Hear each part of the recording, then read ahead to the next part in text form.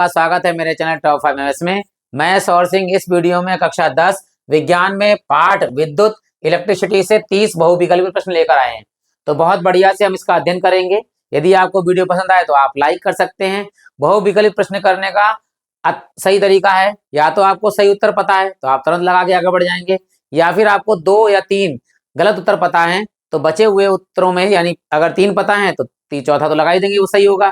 अगर 2 गलत है तो आप हल्के से तुक्का लगा सकते हैं। तो बढ़ते हैं, देखिए सरल प्रश्न की ओर। पहला बहुविकल्पी प्रश्न है जो आपको पता होगा, आशा है कि विद्युत आवेश का मात्रक क्या है। विद्युत आवेश होता है Q, और Q बराबर होता है I इंटू टी। विद्युत आवेश Q बराबर होता है I इंटू टी, और आवेश का जो मात्रक होता है, याद रखिएगा, वो होता है कूलाम। तो ऑप्शन नंबर बी हमारा जो है वो सही है। जैसे एम्पियर, एम्पियर किसका मात्रक होता है, ये भी याद रखेंगे। एम्पियर जो मात्रक होता है वो है धारा का मात्रक। वोल्ट किसका मात्रक है, वोल्ट मात्रक होता है विभवांतर का, विभवांतर का। और वाट हमें पता है किसका मात्रक होता है, वाट मात्रक होता है शक्ति का या सामर्थ्य। ये आपको याद रखना है अच्छे से। याद रखना कि एम्पियर किसका मात्रक होता है, धारा का। वोल्ट किसका मात्रक है, विभवांतर का। विभव का भी हो सकता है, विभव का भी है। और शक्ति का मात्रक कौन है, वाट है। और हमारा ऑप्शन सही होगा, विद्युत आवेश का मात्रक कूलाम है। ऑप्शन नंबर बी बिल्कुल हमारा सही है। बढ़ते हैं अगले प्रश्न की ओर, जो दिया गया है कि एक प्रोटॉन पर विद्युत आवेश की मात्रा कितनी होती है। प्रोटॉन पर बात कर रहा है, ध्यान दीजिएगा। 6.25 गुणे 10 की पावर -19 कूलाम, 9.1 गुणे 10 की पावर -19 कूलाम, 1.6 गुणे 10 की पावर -19 कूलाम, या 1.6 गुणे 10 की पावर -18 कूलाम। हम जानते हैं प्रोटॉन पर इलेक्ट्रॉन पर दोनों पे आपस सेम होते हैं, बस प्रोटॉन में प्लस का आवेश होता है, वो है ऑप्शन नंबर सी, 1.6 गुणे 10 की पावर -19 कूलाम। जो सवाल कराए जाएंगे आपके, तो ये मान आपको पहले से पता होना चाहिए कि प्रोटॉन पर आवेश या इलेक्ट्रॉन पर आवेश कितना होता है। अगले प्रश्न है कि एक इलेक्ट्रॉन पर आवेश कितना होता है। उतना ही आवेश होता है जितना प्रोटॉन पर होता है, बस अंतर इतना होता है कि इलेक्ट्रॉन पर आवेश जो है वो ऋणात्मक होता है। तो यहाँ पर ऋणात्मक किसमें लगा हुआ है, बी ऑप्शन। बी ऑप्शन बिल्कुल सही है हमारा, कि -1.6 गुणे 10 की पावर -19 कूलाम। सही पता है तो सही ऑप्शन लगाइए, बाकी छोड़ दीजिए। बढ़ते हैं अगले प्रश्न की ओर, जो दिया गया है विद्युत धारा का एसआई मात्रक क्या है। विद्युत धारा अभी बताया था हमने कि विद्युत धारा का मात्रक क्या होता है, एम्पियर होता है। तो उनमें देख लीजिए कहाँ लगा है एम्पियर, एम्पियर लगा है ऑप्शन नंबर बी में। तो हमारा सही ऑप्शन होगा बी, विद्युत धारा का मात्रक क्या होता है, एम्पियर। फिर से एक बार रिकॉल कर लेते हैं कि कूलाम किसका आवेश है, कूलाम आवेश है। कूलाम मात्रक किसका है, आवेश का। आवेश का मात्रक कूलाम। और जूल किसका होता है, जूल होता है कार्य का मात्रक, ऊर्जा का मात्रक होता है जूल। और ओम किसका मात्रक है, ये हमें याद रखना है। ओम मात्रक होता है प्रतिरोध का, जो प्रतिरोध होता है आर, उसका मात्रक होता है ओम। ठीक, ये भी याद रखना है हमारे लिए। ठीक, अगर आपको वीडियो पसंद आ रहा हो तो आप लाइक कर सकते हैं। ऐसे ही सवाल और मिलेंगे आपके लिए, यानी ऐसी वीडियो, और आप प्लेलिस्ट में जाकर बाद में बहुत सारे सवाल देख सकते हैं। अगला सवाल है, देखिए यहाँ कह रहा है एम्पियर सेकेंड मात्रक किसका होता है। अब याद रखना, एम्पियर सेकेंड मात्रक किसका होता है। तो सबसे पहले एम्पियर क्या होता है, एम्पियर किसका मात्रक होता है, धारा। धारा क्या होती है, आई। सेकंड किसका मात्रक होता है, टी। अब ये बताओ, ये आई इंटू टी आ गया, तो ये क्या होता है, कूलाम आवेश। ठीक है, आवेश का मात्रक है एम्पियर सेकंड, और आवेश का ही मात्रक क्या होता है, कूलाम। तो याद रखना किसका है, विद्युत विभव का मात्रक होता है वोल्ट, ये भी याद रखना है। विद्युत विभव का मात्रक होता है वोल्ट। विद्युत धारा का मात्रक होता है एम्पियर।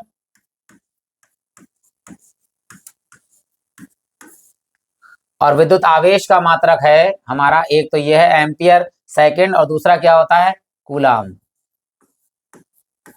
दोनों चीजें हमें याद रखनी है। और विद्युत शक्ति का मात्रक क्या होता है, विद्युत शक्ति का मात्रक होता है वाट। क्लियर हो गया। हर चीज एक एक चीज क्या है, याद करते हुए चलिए, एग्जाम में आप बहुत जल्दी बहुविकल्पी सवाल हल कर लेंगे। बढ़ते हैं अगले प्रश्न की ओर, जो दिया गया है 1 माइक्रो एम्पियर में। ध्यान दीजिएगा, 1 माइक्रो एम्पियर की विद्युत धारा का मान क्या होता है। तो ये याद रखना है कि माइक्रो एम्पियर जो है 6 घात होती है माइनस की। तो बस याद रखना है 10 की घात -6 एम्पियर जो है 1 माइक्रो एम्पियर की विद्युत धारा का मान होता है। ये भी आपको याद रखना है, बाकी इनमें से कोई ऑप्शन नहीं है। अगला सवाल देखिए, यहाँ कहा है कि निम्नलिखित सूत्रों में से कौन सा गलत है। गलत पूछा है, देखिए ध्यान से, यहाँ उल्टा पूछ लिया है, गलत कौन सा। तो पहले हम सूत्र लिख लेते हैं। हम जानते हैं क्या इनमें से, V और I आर में संबंध है। तो हम जानते हैं V बराबर होता है I इंटू आर, V बराबर होता है I इंटू आर। अब देखते हैं कहाँ लिखा हुआ है V बराबर I इंटू आर, यानी ये तो सही ऑप्शन है, गलत नहीं है। ठीक है, ये ऑप्शन सही है हमारा। इसी प्रकार देखिए क्या है, ए आई बटे में गुणे में हो जाएगा, ये भी ऑप्शन सही है हमारा। आगे देखिए यहाँ पर V है तो I R हो जाएगा, यानी ये भी ऑप्शन सही है। अब जो लास्ट बचा हमारा, ये गलत ऑप्शन है, लेकिन इस सवाल के लिए यही ऑप्शन क्या है हमारा, सही है, I बटे V बराबर R, क्योंकि हमारे पास चाहिए V बराबर I इंटू आर। अगर इस तरह बनाते हैं, R का मान निकालिए, तो I गुणे में है, कायम जाएगा, बटे में, तो R बराबर हमारे पास होना चाहिए V अपॉन I, लेकिन इसमें क्या दिया हुआ है, I अपॉन V। इसका मतलब ये जो है ऑप्शन जो है, यानी सूत्र जो है वो गलत है, इसलिए ये सही है इस ऑप्शन के लिए। तो ये हमारा ऑप्शन नंबर डी इसमें बिल्कुल क्लियर है। बढ़ते हैं अगले सवाल की ओर, जो हमारे पास दिया है कि ओम का नियम सत्य है। अब यह पता लगाना पड़ेगा ओम का नियम क्यों सत्य है, किसके लिए सत्य है। पहले लिखा है कि केवल चालकों के लिए, दूसरा है केवल आधात्विक चालकों के लिए, तीसरा है कि केवल अर्धचालकों के लिए, और चौथा है उपयुक्त सभी में। याद रखना ओम का नियम केवल चालक पर डिपेंड करता है, तो चालकों पर डिपेंड करता है, तो पहला ऑप्शन सही होगा कि केवल चालकों के लिए ओम का नियम बिल्कुल सही है, क्योंकि धारा केवल चालकों में प्रभावित होती है, मतलब आध्यात्मिक चालकों में प्रभावित नहीं करती है। तो बढ़ते हैं 9वें प्रश्न की ओर,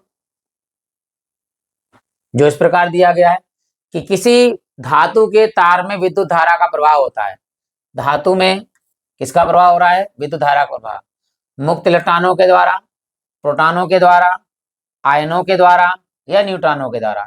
तो याद रखना है कि धारा जो प्रवाहित होती है वो मुक्त इलेक्ट्रॉनों के कारण होती है, तो ऑप्शन नंबर ए इसमें जो है वो मुक्त इलेक्ट्रॉनों के द्वारा सही है। बढ़ते हैं 10वें प्रश्न की ओर, जो इस प्रकार दिया है कि प्रतिरोध का मात्रक, अभी हम पढ़ चुके हैं प्रतिरोध का मात्रक क्या होता है, प्रतिरोध का मात्रक होता है एम्पियर, वो सॉरी ओम होता है। प्रतिरोध का मात्रक क्या होता है, ओम, और प्रतिरोध को नोट करते हैं आर से, तो प्रतिरोध को नोट करते हैं आर से, और ओम को इस तरह से हम साइन से नोट करते हैं। याद रखना प्रतिरोध का मात्रक कौन होता है, ओम। बाकी हमें पता है एम्पियर किसका मात्रक होता है, धारा का, वोल्ट किसका मात्रक होता है, विभव का भी और विभवांतर का भी, और कूलाम किसका मात्रक होता है, आवेश का। बार बार याद करते जाएंगे तो एग्जाम में बिल्कुल समस्या ही नहीं होगी, हर चीज को कॉन्सेप्ट को याद करते हुए चलिए। बढ़ते हैं, यहाँ लिखा है कि ओम के नियमानुसार विभवांतर तथा धारा के बीच ग्राफ कैसा होता है। ये लिखा हुआ ग्राफ होगा एक सरल रेखा में, वृत्त में, अर्धवृत्त में, या लगातार दिशा बदलती रहेगी। तो यहाँ पे लिखा हुआ है विभवांतर और धारा। सूत्र क्या होता है, V बराबर वैसे होता है I इंटू आर, लेकिन R तो प्रतिरोध है, तो जो समानुपाती होता है V समानुपाती I होता है। इसका मतलब क्या होता है, जैसे जैसे धारा का मान बढ़ेगा वैसे वैसे विभवांतर का मान बढ़ेगा, जैसे जैसे धारा का मान कम होगा वैसे वैसे विभवांतर का मान कम होगा। इसका मतलब इन दोनों का ग्राफ जो है वो बिल्कुल सरल रेखा में यानी सीधी रेखा में होगा, एक बढ़ता है तो दूसरा बढ़ता है, एक घटता है तो दूसरा घटता है। तो ऑप्शन नंबर इसमें ये सही होगा, कौन सा, सरल रेखा वाला। बढ़ते हैं अगले सवाल की ओर, देखिए जो ये है अगला प्रश्न है ये हमारा, किसी तार की लंबाई उसकी लंबाई की 3 गुना करने पर उसका प्रतिरोध होता है। अगर तार की लंबाई दे रखी है L मान लीजिए, उसको 3 गुना कर दें तो उसके प्रतिरोध में क्या परिवर्तन होगा। तो हम सूत्र जानते हैं क्या, कि R बराबर होता है रो, और ऊपर आता है तार की लंबाई L बटे में तार का क्षेत्रफल A। अब ये तो हमारे पास है, अब मान लीजिए L की लंबाई कितनी गुनी कर दी जाए, 3 गुनी कर दी जाए, तो R बराबर यानी R नया हो जाएगा, और रो L की जगह पर कितना हो गया, 3L हो गया, मान लो 3L गुना हो गया। तो हमें क्या लग रहा है कि 3 गुना बढ़ जाएगा, यहाँ ऑप्शन बच्चे लगा के 3 गुना चला जाएंगे, लेकिन क्या है इसमें कुछ और कंडीशन कही है क्या, नहीं कही है। इसका मतलब कि अगर इसके तार में अगर हम लंबाई, अगर मान लो ये तार है, इसकी जब लंबाई और बढ़ा दी हमने, 3 गुना कर दी गई, ये मान लीजिए एक भाग है हमारा, ये एक भाग और कर दिया, 3 गुना कर दिया गया, तो क्या होगा, इस तार का क्या होगा, क्षेत्रफल भी बढ़ जाएगा, और क्षेत्रफल के साथ साथ में क्या होगा, इसके आयतन भी बढ़ जाएगा। तो क्षेत्रफल आयतन दोनों बढ़ जाएगा, लेकिन हमारे पास ना तार बदलना है ना उसके आयतन में कोई परिवर्तन करना है। तो ये याद रखना है, अगर किसी तार को 3 गुना कर दिया जाए और उसके आयतन में कोई भी परिवर्तन नहीं होगा, तो जो उसका क्षेत्रफल होगा वो तिहाई हो जाएगा, यानी A/3 हो जाएगा। ये हमें याद रखना है कि अगर हम तार की लंबाई को बढ़ाते हैं तो अगर इसके आयतन में कोई परिवर्तन नहीं होता है तो अगर उसकी लंबाई 3 गुना कर दी जाएगी तो क्षेत्रफल उसका 3 बटे भाग हो जाएगा, 1/3 भाग हो जाएगा। तो नया क्षेत्रफल जो होगा वो a/3 हो जाएगा। अब क्या होगा, जो बटे का 3 है ये ऊपर जाएगा, नीचे वाले का बटे का ऊपर गुणा हो जाएगी। तो r डैश नया प्रतिरोध जो आएगा वो रो और इसकी गुणा ऊपर होगी तो 3 से गुणा हो जाएगी, 3 3 9 और L/A। तो कितना गुना नजर आ रहा है हमारे पास, जरा देखिए, वो गुना आ रहा है नजर 9 गुना। तो यहाँ पर जो ऑप्शन होगा वो सही होगा, 9 गुना, ऑप्शन नंबर ए। अब बच्चे गलती कर जाएंगे, वो क्या लगा देंगे, 3 गुना लगा जाएंगे। लेकिन अगर वो कह रहा है कि इसके तार का आयतन बढ़ जाता है तो कोई दिक्कत नहीं, तो हमारा 3 गुना सही होगा, वरना ये 3 गुना सही आंसर नहीं होगा। तब गुना 9 गुना हमारा आंसर बिल्कुल सही होगा, क्योंकि उसके आयतन में कोई परिवर्तन नहीं करना है तार के, ना तार के पदार्थ को चेंज करना है। तो ऑप्शन यहाँ पर कौन सा होगा, 9 होगा। अब बढ़ते हैं अगले अगले प्रश्न की ओर, यानी 13वें प्रश्न की ओर, जो लिखा है इस प्रकार कि 1 किलोवाट घंटा में जूल की संख्या होगी। ध्यान दीजिएगा, 1 किलोवाट घंटा में जूल की संख्या कितनी होती है, 36 × 10⁵ जूल, या 360 जूल, या 36 × 10⁶ जूल, या 3.6 × 10⁻³ जूल।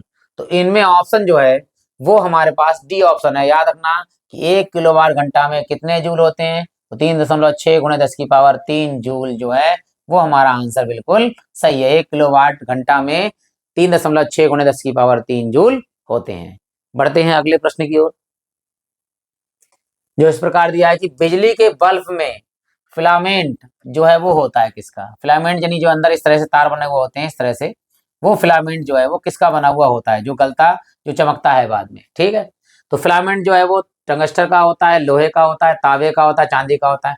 हम सभी जानते हैं कि बल्ब का फिलामेंट जो है वो टंगस्टन का बना हुआ होता है, जो चमकता था पहले। अब तो फिलहाल ट्यूबलाइट आ गई है, अब तो CFL आ गई है, अब तो LED आ गई है।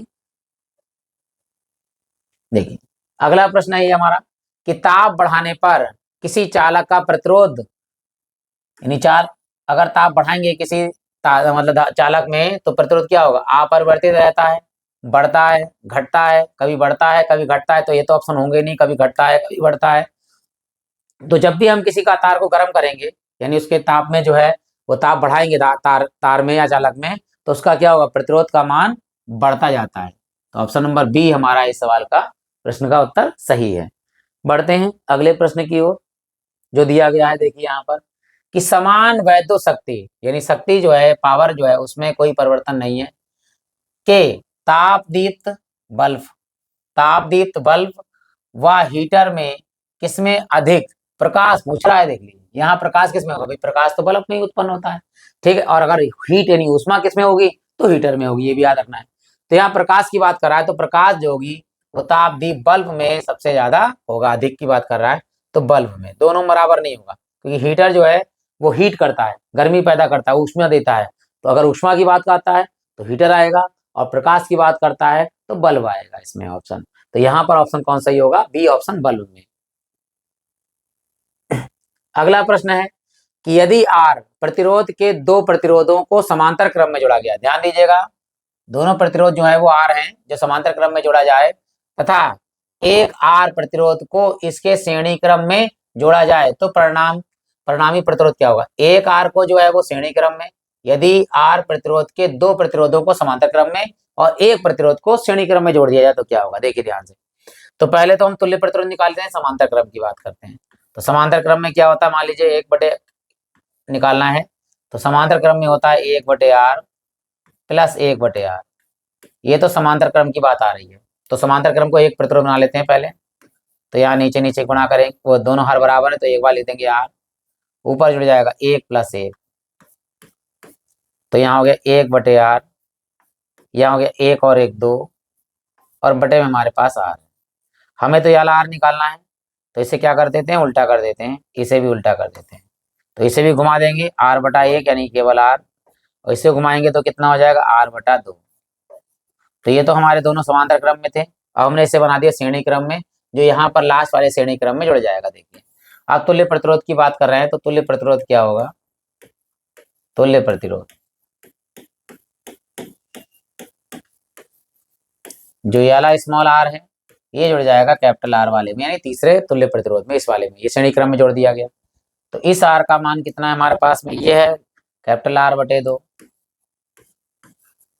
और ये हमारे पास R, जिसके नीचे कुछ नहीं उसके नीचे 1, नीचे नीचे गुणा होगी 2 एकम 2, तिरछी गुणा होगी यहाँ पर R एकम R, प्लस यहाँ गुणा होगी 2 एकम 2R, तो 2R यहाँ है और 1R यहाँ पे, 2R और 1R कितने R हो गए हमारे पास में, 3R बटे 2।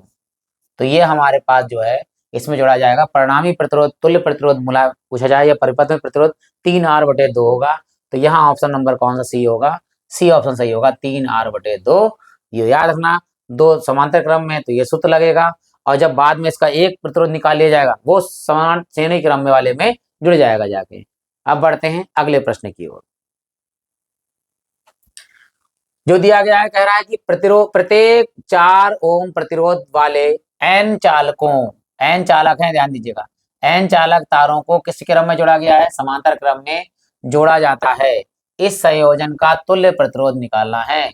कितनी है, n है, n प्रतिरोध हैं, कौन कौन से ओम है, 4 ओम है, और किस क्रम में, समांतर क्रम में। तो समांतर क्रम में क्या होता है, तुल्य प्रतिरोध 1/r बराबर ये 1/4 कितनी बार जोड़ा जाएगा, n बार, 1/4 plus 1/4 plus 1/4 plus dash dash dash dash dash कितनी बार, n बार। अब ध्यान दीजिएगा यहाँ पर आप लोग, अगर 1/4 को अगर हम 2 बार जोड़ें, 2 बार जोड़ें तो ऊपर कितना है, 1 और 1 2, और नीचे तो 4 ही आएगा। अगर हम 1/4 प्लस 1/4 प्लस 1/4 को 3 बार जोड़ते हैं, 4 तो हर बराबर एक ही बार लिख देंगे, ऊपर जोड़ेंगे 1 प्लस 1 प्लस 1 कितनी बार, 3 बार। अगर हमने 2 बार जोड़ा तो ऊपर 2 आया, 3 बार जोड़ा तो ऊपर कितना आया, 3। अगर n बार जोड़ेंगे तो ऊपर कितना आएगा, n। तो यहाँ आएगा 1/r, हर तो बराबर है सब में 4, तो नीचे तो 4 आएगा, ऊपर 1 2 बार जुड़ेगा तो 2 आएगा, एक बार 3 बार जुड़ेगा 3 आएगा, एक n बार जुड़ेगा तो n आ जाएगा ऊपर। हमें चाहिए इस r का मान, तो क्या करना है, इसे उल्टा कर दीजिए, घुमा दीजिए ऊपर नीचे, तो यहाँ घुमा दिया हमने, ये ऊपर हो जाएगा r बटे में 1, और यहाँ उल्टा कर दीजिए 4/n। तो हमारे पास जो आंसर कितना आया है देखिए, 4/n। तो तुल्य प्रतिरोध कितना होगा, 4/n। देखिए यहाँ 4 लेकिन यहाँ है 4/n, तो ऑप्शन नंबर कौन सही होगा हमारा, बी। जो तुल्य प्रतिरोध प्राप्त होगा हमारे लिए वो होगा 4/n। ये आंसर बिल्कुल अच्छे से याद कर लीजिएगा आप, ठीक है। अगर अच्छा लग रहा हो वीडियो तो आप लाइक कर सकते हैं, ऐसी वीडियो और आपको प्राप्त होते रहेंगे। बाद में जब वीडियो समाप्त हो जाए तो आप प्ले लिस्ट में जाकर और बहुत सारे सवाल देख सकते हैं। बढ़ते हैं अगले प्रश्न की ओर, जो इस प्रकार है। यहाँ क्या आ गया है कि वैद्युत सामर्थ्य का सूत्र क्या होता है, सामर्थ्य की बात कर रहा है, सामर्थ्य मतलब शक्ति। तो P बराबर सूत्र याद कर रहा है, P बराबर होता है, यहाँ पे B और I में संबंध है, तो V इंटू आई, ये हमारे पास सूत्र होता है, P बराबर V इंटू आई। तो कौन सा सही है इसमें, ऑप्शन नंबर सी सही है, P बराबर V इंटू आई। ये हमें याद रखना है अच्छे से कि सामर्थ्य P बराबर कितना होता है, V इंटू आई। और कुछ निकालना है तो देखो, अगर यहाँ पर I में ही है तो I में ही है सब, B और I में है तो P बराबर V इंटू आई सही है। बाकी कुछ लिखने की कोई जरूरत नहीं है, याद भी करने की जरूरत नहीं है, बस ये याद रखना है P बराबर V इंटू आई। बढ़ते हैं 20वें प्रश्न की ओर, जो इस प्रकार दिया, कहा है कि विद्युत बल्ब का फिलामेंट होता है। अरे ये दोबारा प्रश्न आ गया, कोई बात नहीं, मैं इसकी जगह पे दूसरा भी करा देता हूँ आपके लिए। देखिए फिलहाल ये तो हमें पता है कि किसका बना होता है, टंगस्टन का बना होता है, ये 2 बार टाइप हो गया है। अब हम आपको एक सवाल कराते हैं बहुत बढ़िया, ताकि आपको याद रहे। तो क्या प्रश्न है देखिए, यदि 2 प्रतिरोध R1 व R2 समांतर क्रम में है, समांतर क्रम में है, तो इनका तुल्य प्रतिरोध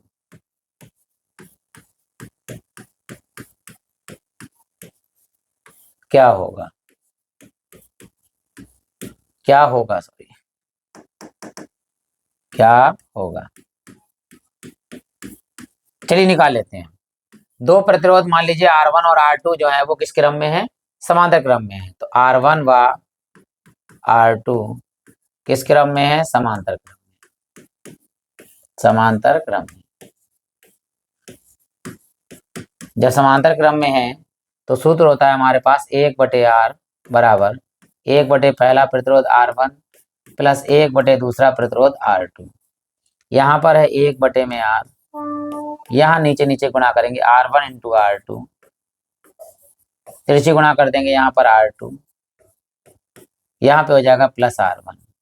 R2 प्लस R1 हो या R1 प्लस R2 हो तो एक ही बात है, हम R1 पहले लिख देते हैं, R2 बाद में लिख देते हैं। यहाँ पर है 1/R बराबर R1 प्लस R2 और बटे हमारे पास क्या है R1 इंटू R2।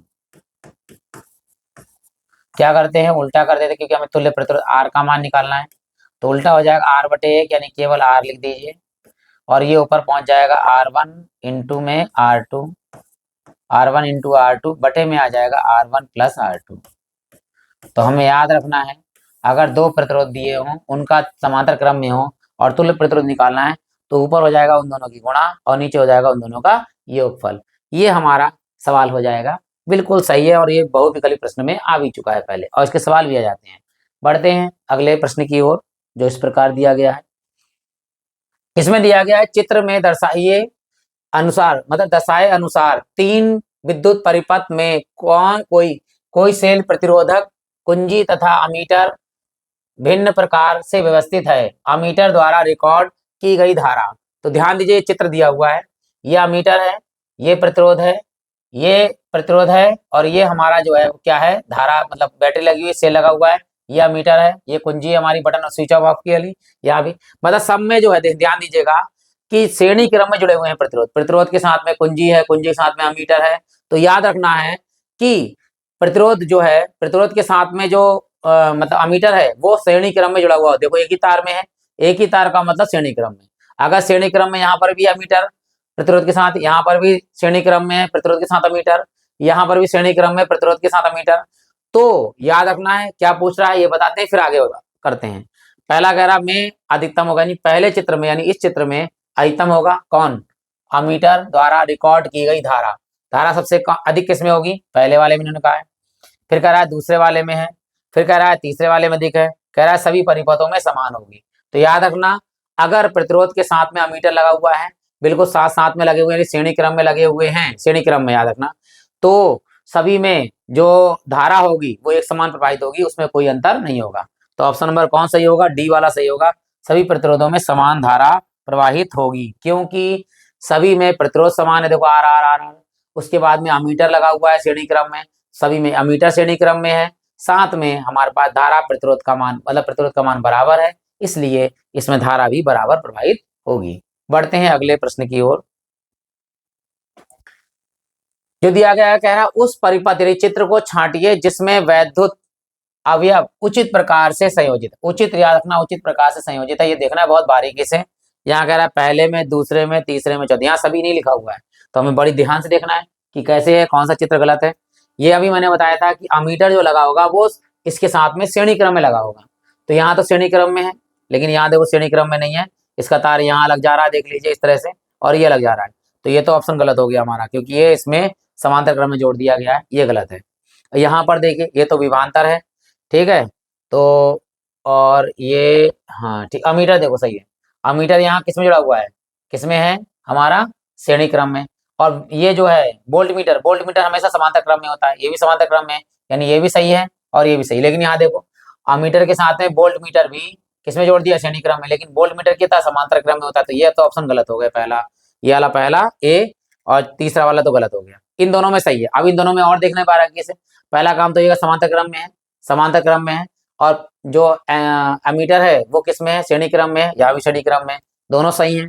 अब लेकिन एक चीज और है, धारा प्रवाहित करनी है, धारा यहाँ प्लस है तो इधर प्लस जाएगी, ठीक है, यहाँ से घूमती हुई यहाँ जाएगी, लेकिन ये तो माइनस हो गया भाई, प्लस से जा रहे हैं तो क्या होगा, प्लस ही होना चाहिए, यहाँ माइनस हो गया, यहाँ माइनस हो गया, तो ये ऑप्शन क्या हो गया, गलत हो गया। अब इसमें देखते हैं, देखिए ये प्लस से जा रहा है, देखिए ये प्लस में plus plus plus plus plus पहुंच गया, देखिए धारा प्लस पहुंच गया यहाँ पर, तो ये अमीटर में देखिए यहाँ से यहाँ जाएगा, प्लस में हो गया इस तरह से, और यहाँ से धारा यहाँ जा रही है और यहाँ से यहाँ निकलेगी, यहाँ देखो यहाँ से यहाँ प्लस में आ रहा है देख लीजिए, और यहाँ से निकल के इधर जाएगी तो माइनस प्लस में आ गया यहाँ पे, तो इधर से आके प्लस और इधर से आके ये प्लस में, तो ये ऑप्शन हमारा बिल्कुल सही है, यानी कौन सा वाला, दूसरा वाला, यानी बी ऑप्शन हमारा बिल्कुल क्लियर है। अब बढ़ते हैं अगले प्रश्न की ओर, देखिए जो इस प्रकार दिया गया कि विद्युत धारा का मानक, अच्छा विद्युत धारा का मानक करते हैं, किससे मानक करते हैं विद्युत धारा का, विद्युत धारा का मानक करते हैं एम्पियर से। अभी हमने बताया था अमीटर एम्पियर, या हाँ देखो लिखा हुआ है, सही ऑप्शन भी है सी हमारे पास, क्या अमीटर द्वारा जो है विद्युत धारा को मापते हैं। ये हमें याद रखना है कि अमीटर द्वारा हम विद्युत धारा का मापन करते हैं या मापते हैं। बढ़ते हैं अगले प्रश्न की ओर, जो इस प्रकार दिया गया है। कह रहा है 1.5 वोल्ट विभव वो विद्युत वाहक बल है, विद्युत वाहक बल यानी जिसे हम कह सकते हैं वोल्ट वी, ठीक है, के सेल होगा, यहाँ पे खे लिख दिया गलती से, यहाँ पे सेल होगा। सेल का आंतरिक प्रतिरोध जो दिया हुआ है वो है 3 ओम है। तो सेल से प्राप्त धारा का अधिकतम मान पूछ रहा है, धारा का पूछ रहा है, देखिए यहाँ पर। तो सबसे पहले यहाँ पर क्या दिया हुआ है, वोल्ट वी बराबर 1.5 वोल्ट, और यहाँ दे रखा है प्रतिरोध आर बराबर 3 ओम, और पूछ क्या रहा है धारा आई। तो सूत्र हम जानते हैं कि धारा आई बराबर होता है V अपॉन आर। चलिए भाई मान लगाते हैं, V का मान कितना है 1.5 और इसका मान कितना है 3।